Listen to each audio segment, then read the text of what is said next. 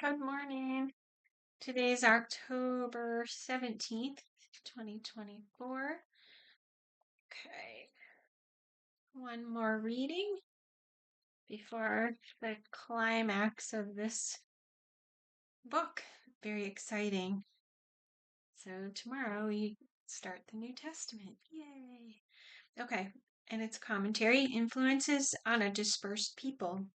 It is easy to think that after the exile, all the Jews in Babylonia returned to Palestine. That is by no means the case. Many Jews choose not to return and are still living in Babylonia, Egypt, and other areas as well.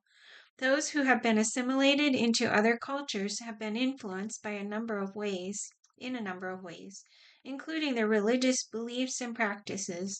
With the Hebrew language rapidly giving way to Aramaic and other language, there is waning interest in reading the Torah, as the law of Moses has come to be known.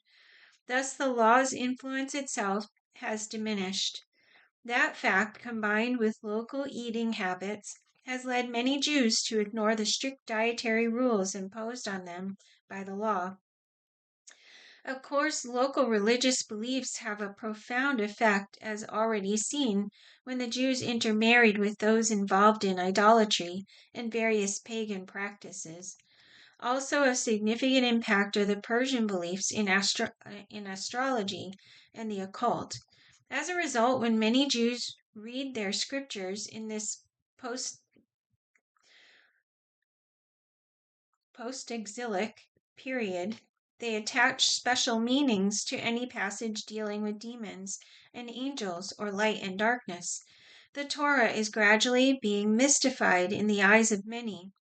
A good example is found in the apocryphal book of Tobit, in which Persian Zoroastrianism and pagan demons are promoted. One of the most disastrous influences of Persian origin is the belief that God is an aloof, impersonal God. It does not take long for any Jew, or non-Jew for that matter, who accepts this notion to have difficulty with Isaiah's prophecy that the Messiah would be called Emmanuel, that is, God with us. With these and other cultural threats becoming increasingly apparent, the more Orthodox Jews take steps to combat the pagan influences. And yet, ironically, the steps they take are not particularly in the direction of the very law they are trying to preserve. They too are victims of their strange environment. Under the law, the temple is to be the center of their sacrificial form of worship, and priests have the responsibility of teaching the law to each generation. Yet during the exile and even after its end in areas other than Palestine, there is no temple, and sacrificing is often politically impossible.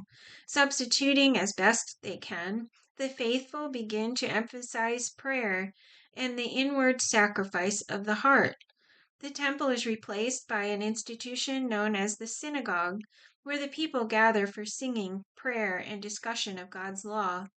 Ezekiel's house in Tel Aviv of Babylonia may have been a prototype, and Ezra's assembly for the reading of the law may have been given impetus to the synagogue movement, even in the shadow of the reconstructed temple. And the further away from Jerusalem one might go at this time, the more synagogues he would find. The synagogues themselves foster changes in the Jewish religion. First to be noticed is the declining role of the priest and his replacement by those known as rabbis. The rabbis are men whose superior knowledge of the law has set them in positions of great respect as the teachers in the synagogues. The fact that they gain such respect, oddly enough, leads to a second and most significant link in the evolution of Judaism. That link is the rise of sectarianism. The synagogues lend themselves readily to both special interest groups and different schools of thought, which are no longer under the direct influence of the priestly line of authority. Another extension of the rabbinical movement is the development of the many written interpretations of the rabbis, and the often greater importance attached with these writings than to those of the Torah itself. The first collections of these writings, known as the Midrash, is closely linked to the Torah. However, later collections will begin to incorporate oral traditions without such direct ties. One final important development at this time is the beginning of so-called remnant theology, with paganism and secularism bringing about a compromised theology. The more orthodox are beginning to think the unthinkable. Perhaps there are Jews who are erring Jews, which, when interpreted, really means they are not true Jews at all. Of course, this radical idea hardly touches ground before the next logical question is asked: who then is the faithful remnant? Predictably enough, each of the sects believes that its own special teachings and understandings of the law qualify them, and perhaps only them. The irony of it all is that there are those in Palestine who also take up the faithful remnant cry. They in turn condemn even the more orthodox Jews in Babylonia for not returning to the land of promise, and presumably for abandoning temple worship in favor of these unauthorized synagogues. As all these changes are starting to have their impact on Judaism, the Persian Empire is slowly crumbling around the Jews in Palestine and those who are dispersed. From the time of Artaxerxes' death in 424 BC, the Persian throne is both shaky and blood-stained. Over the following century, intrigue, assassinations, and coup after coup will take place in Susa. The final fall of the empire will come in 330 BC at the hands of Alexander the Great of Macedonia. Under Persian dominance, they have both relative peace and official cooperation, even encouragement. In the years to come, they will not always be so blessed. More commentary: Hellenism and the Jews. Even before the fall of the Persian forces under Darius III, at the great battle of Arbela, Alexander sweeps through Syria, Palestine, and Egypt. It is during this time that he finally and completely destroys the city of Tyre, ending any doubt as to whether Ezekiel's prophecy will be fulfilled. He also establishes a new city on the Nile to take its place. That city, appropriately named Alexandria, will become a significant center of Greek influence. And because a large number of Jews will eventually be citizens of Alexandria, the Greek Hellenistic culture will have a profound effect on both the Jewish people and their religion for centuries to come. Therefore, by 332 BC, Jews in both Egypt and Palestine are feeling the effects of still another foreign dominance. Apparently, Alexander permits the Jews in Palestine a measure of self-rule, and generally views them with favor. In later centuries, Alexander's military victories will become legendary. After crushing the Persians, Alexander pushes on as far as the Ganges River in India, thus linking together for the first time the cultures of both East and West. For a God who works through history, this may well be a providential step in the divine plan, because along with Alexander's military dominance goes the Hellenistic culture, and along with the culture goes the Koine Greek language. Its universality in future years will be of inestimable value in spreading to the known world the good news of the Messiah's coming. When Alexander dies in 323 BC, there is a classic power struggle and land grab among his generals. In brief, the Ptolemies take control over Egypt, and the Seleucids end up with Syria. It does not take long to realize who is caught in the middle: the Jews in Palestine. Ptolemy I captures Jerusalem and takes a number of Jews to colonize Alexandria. He gives them full citizenship and encourages Jewish scholarship. Here, for the first time, many Jewish intellectuals come under the influence of Greek philosophy with its logic and abstract concepts. The effects will soon be seen. In addition, Alexandria becomes the source of several of the apocryphal writings. Perhaps the most significant outgrowth of this intellectual community comes during the reign of Ptolemy II, who commissions a Greek translation of the Old Testament for the Great Library at Alexandria. Over the next 300 years, this Greek version, known as the Septuagint, will virtually replace the use of the Hebrew manuscripts.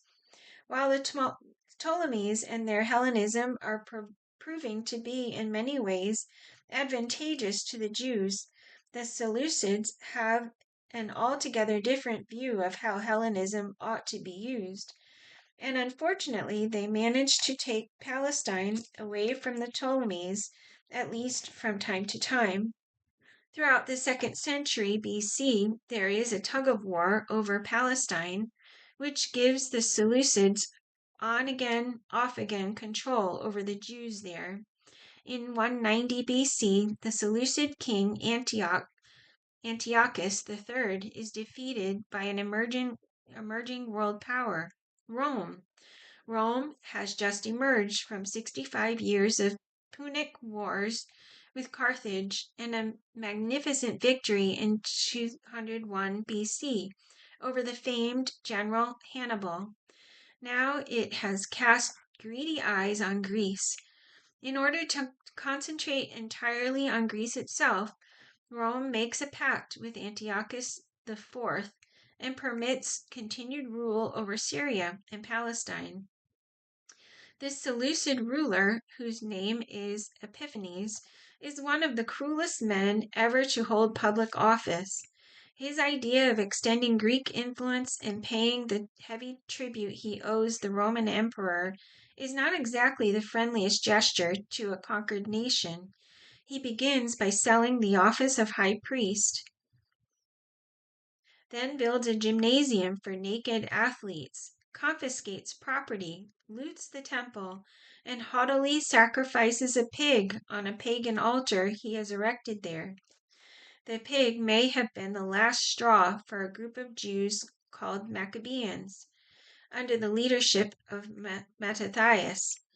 They begin a running guerrilla warfare which lasts from 163 to 143 BC. Epiphanes' response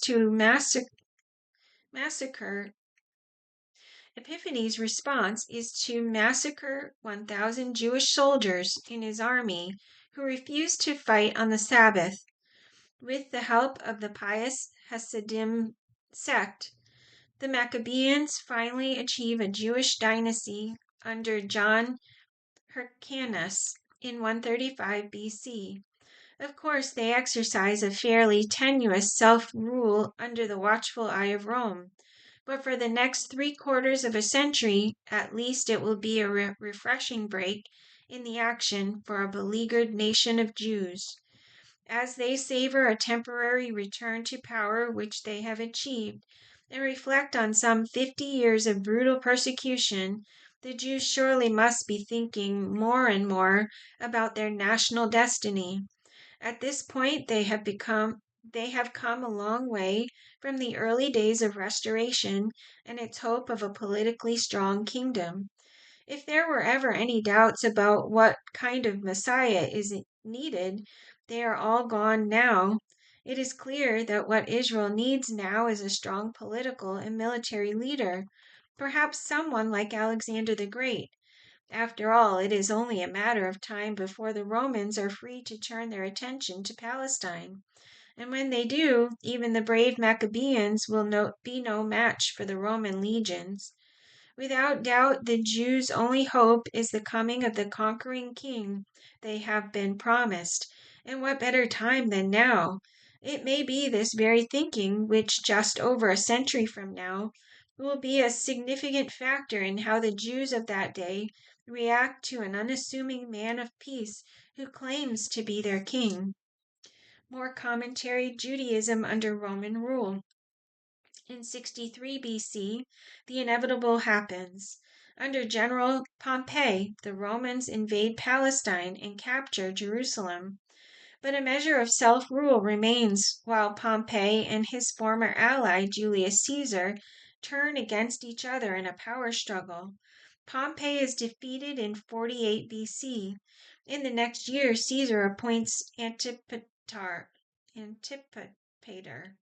as procurator over, that's a lot for the mouth, as procurator over all Judea, as Palestine is now known, and is himself assassinated in 44 BC, after Caesar's friend Antony appoints Antipater's son Herod as tetrarch of Galilee. The Hasmoneans briefly revolt and force Herod to his fortress at Masada near the Dead Sea. When Herod manages to get to Rome, Antony names him king of Judea and proceeds to resubdue the province so that Herod can establish his rule. Between 37 BC and 30 BC, political intrigue and more wars will bring to the Egyptian stage the last and most famous of all the Ptolemies, Cleopatra. As a Greek ruler, she poses the last real threat to Roman dominance. Her marriage to Antony is legendary, along with their battle of Actium in 31 BC, where both lose their lives to Caesar's nephew and adopted son Octavian. Judea is not greatly affected by these Roman infightings, and Herod retains his control of Judea under Octavian. In 27 BC, the Roman Senate gives Octavian the title of Augustus, and it is this Augustus Caesar who gets credit for founding the Roman Empire with its Pax Romana, or Roman peace. For the next 2 centuries, the civilized world will enjoy unprecedented peace, prosperity, and for the most part, good civil government under Roman rule. It causes one to think again of a God who is working through history to achieve his eternal purposes. A century later, one would be able to look back and see what an ideal time this was for the divine events about to happen in Judea and later throughout the whole empire. Meanwhile, Herod curries Jewish favor by restoring the temple in Jerusalem, which had been virtually destroyed by King Epiphanes. Despite this, Herod will not prove to be a true friend to the Jews. In fact, he orders that when he dies, a number of prominent Jews are to be killed, so that there will be a time of national mourning. In the meantime, he is so obsessed with the security of his throne that he virtually eliminates any possible contenders. He has his favorite wife executed and playfully drowns his young brother-in-law, Aristobulus. It is no wonder then that news of the birth of a Jewish king will not be received with enthusiasm. Herod will not be the only one to greet any such news with distress. Ironically, many of the Jews themselves will have serious doubts. To understand their doubts, it is necessary to understand who the Jews are religiously at this point in history. The sectarianism which began after the exile has increased and solidified at this time. The sects are as much political and cultural as they are religious. The Pharisees have become masters of the oral traditions which have come down from the rabbis over the past 4 centuries. They are enamored with interpretations and legalistic hypotheticals, which do not necessarily have to be answered with reference to the Torah. Although they probably would not acknowledge it, apparently for the Pharisees, tradition is on a par with the law itself. That fact takes on an added significance when it is coupled with the belief that one earns merit with God by scrupulously observing every technicality of law and tradition. and that the Pharisees have broad support among the common people, particularly because they hold to a belief in life after death, which some of the other sects now deny. With this popular support, many Pharisees have been chosen for high government positions, including the Sanhedrin, which is the highest tribunal of the Jews. The second major sect is known as the Sadducees. They are closely associated with the Greek intellectual movement arising earlier out of the Alexandrian community, and have adopted the Epicurean belief that the soul dies with the body. They do not believe in a resurrection.